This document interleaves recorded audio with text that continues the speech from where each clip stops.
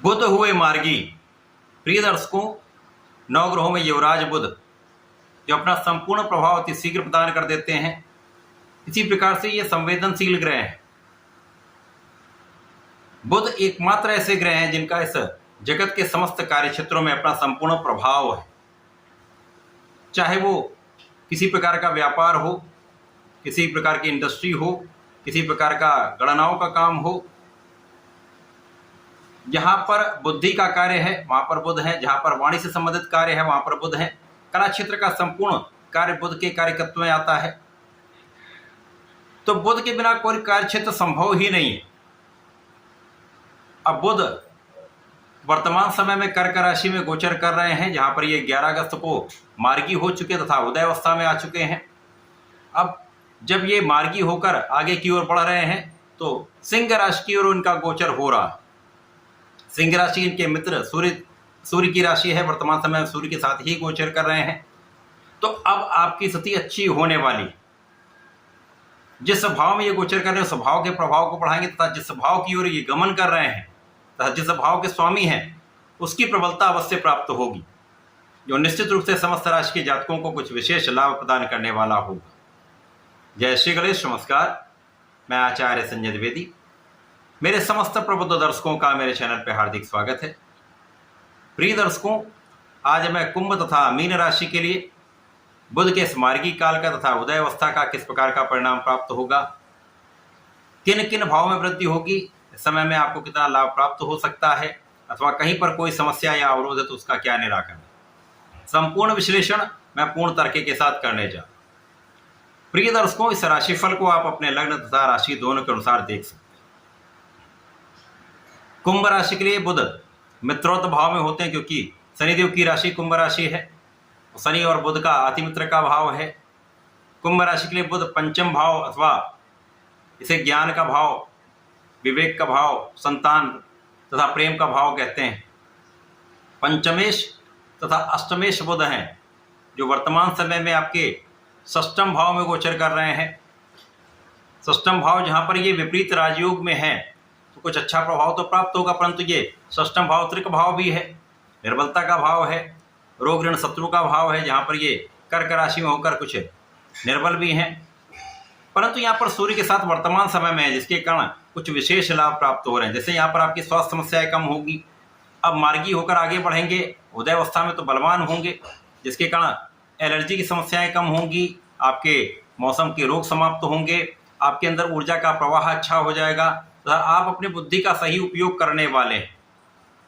जैसे जैसे ये गोचर काल आगे बढ़ेगा आपकी बुद्धि का बल अच्छा होता जाएगा, आप गणनाएं अच्छी कर पाएंगे, आपका एनालिसिस बहुत अच्छा होगा तथा ज्ञान के क्षेत्र में एक अच्छा प्रभाव आपको प्राप्त होने वाला है।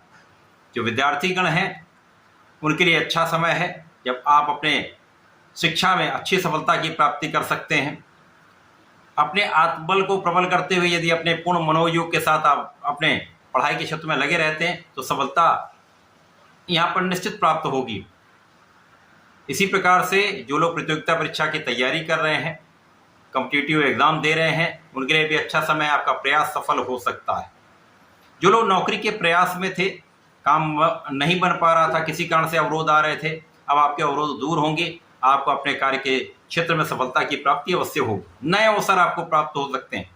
आप किसी भी क्षेत्र में हो वहाँ पर अवसरों की वृद्धि होने वाली, व्यापार में वृद्धि होगी, व्यापार में विस्तार होगा तथा कला क्षेत्र में नए अवसरों की प्राप्ति से सफलता का मार्ग प्रशस्त होगा। इस समय में आपके ज्ञान के क्षेत्र में विशिष्टता आ जाएगी। जो लोग स्पेसिफिक क्वालिफिकेशन ले रहे हैं, उच्च शिक्षा प्राप्त कर रहे हैं, रिसर्च के क्षेत्र में हैं या टेक्निकल एजुकेशन ले रहे हैं, उनके लिए अच्छा समय है। आप अपने क्षेत्र में बहुत अच्छा करने वाले। इस समय में आपकी यात्राएं हो सकती हैं, यात्राओं से आपको लाभ मिलेगा, परंतु अनावश्यक यात्राएं आपके लिए कष्टकारी हो सकती हैं। स्वास्थ्य पर इनका प्रभाव पड़ सकता है।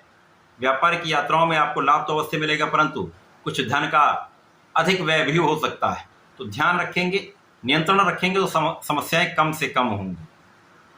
इस समय जो व्यापारी गण है ऋण प्राप्त करना चाह रहे हैं तो ऋण प्राप्त हो सकता है। जो लोग ऋण को चुकाना चाह रहे हैं उनके लिए भी एक अच्छा समय है, जब आपके ऋण समाप्ति का समय प्रारंभ हो चुका है। इस समय में लग्न प्रबल होती जाएगी, तो आपके मनोबल में वृद्धि होगी, आपके कर्मठता में वृद्धि होगी, अपने कार्य को निष्ठा के साथ कर पाएं। इस पूरे समय में आपको नियमित रूप से भगवान गणपति की आराधना करनी चाहिए। गणेश अथर्वशीर्ष का पाठ करना चाहिए अथवा संकरनाशन गणेशोत्तम का पाठ करें तथा प्रत्येक शनिवार को भगवान भोलेनाथ पर जलार्चन करके काले तिल का अर्पण करें तो विशेष लाभ आपको प्राप्त हो। प्रिय दर्शकों, मीन राशि के लिए बुध 2 केंद्र के स्वामी हैं। आपके चतुर्थ तथा सप्तम भाव के स्वामी होकर इनका गोचर पंचम भाव में चल रहा है। यहाँ पर केंद्र त्रिकोण राजयोग का लाभ आपको प्राप्त हो रहा है। वर्तमान समय में यहाँ पर सूर्य के साथ गोचर है, परंतु जैसे जैसे ये गोचर आगे बढ़ता जाएगा सूर्य राशि परिवर्तन करके षष्ठम भाव में जाएंगे और इस माह के अंत में 30 अगस्त को बुध भी राशि परिवर्तन करके षष्ठम भाव में प्रवेश कर जाएंगे। वर्तमान समय में जो स्थितियां बन रही वहां पर आपकी ज्ञान की, शिक्षा की प्रबलता आपको प्राप्त होने वाली। आप बहुत विवेकशील रहने वाले हैं। जब आपके अंदर विवेक जागृत रहता है तो आप बहुत विचारशील होकर निर्णय लेते हैं। आपके निर्णय बहुत अच्छे रहने वाले। इस समय में आपकी इच्छाओं की पूर्ति हो सकती है। इस समय में आपके किए हुए प्रयास सफल हो सकते हैं। इस समय आपका किया हुआ पुरुषार्थ आपको लाभ देने वाला है। आपका सामर्थ्य, आपकी क्षमता, आपकी बुद्धि का बल, आपके ज्ञान की क्षमता जो है वो आपको कार्यक्षेत्र में सफलता देने वाली है। इस समय जीवन साथी के साथ सामंजस्य भी अच्छा रहेगा। इस समय आपके प्रेम में वृद्धि होगी तथा इस समय आपका संतान पक्ष बलवान रहने वाला है। संतान से आपको अच्छा समाचार मिलेगा, संतान सुख प्राप्त होगा। बुध जो ज्ञान की, शिक्षा के कारक हैं, जो आपको बुद्धि का बल देते हैं, जो आपको वाणी का प्रभाव देते हैं, तो यहाँ पर आपकी बुद्धि का बल भी अच्छा रहेगा, यहाँ पर आपकी वाणी का प्रभाव भी अच्छा रहेगा, जिससे आपके लाभ में वृद्धि निश्चित है। जहां आप अपने बुद्धि का प्रयोग सही ढंग से कर लेंगे और वाणी आपकी सौम्य होती है, आप चतुरता से बात करते हैं, तो आप अपने काम को सिद्ध कर पाते हैं, समस्याओं का निस्तारण कर पाते हैं, विवाद से बच पाते हैं। जैसे जैसे ये गोचर आगे बढ़ता जाएगा कुछ एलर्जी की समस्या हो सकती हैं, कुछ मौसम के रोग हो सकते हैं, तो यहाँ आपको ध्यान भी रखना चाहिए। यदि किसी प्रकार के एडिक्शन में, किसी प्रकार के व्यसन में है तो उनको त्याग देना चाहिए। योगा प्राणायाम करना चाहिए, एक्सरसाइज करना चाहिए, अपने फिटनेस पर ध्यान देना चाहिए, आंखों से संबंधित कुछ समस्याओं से बचने के लिए प्रयास करना चाहिए। मीन राशि के लिए बुध आपके पंचम भाव में है, तो आपके सुखों में वृद्धि होगी, सुखों का आप उपभोग कर पाएंगे।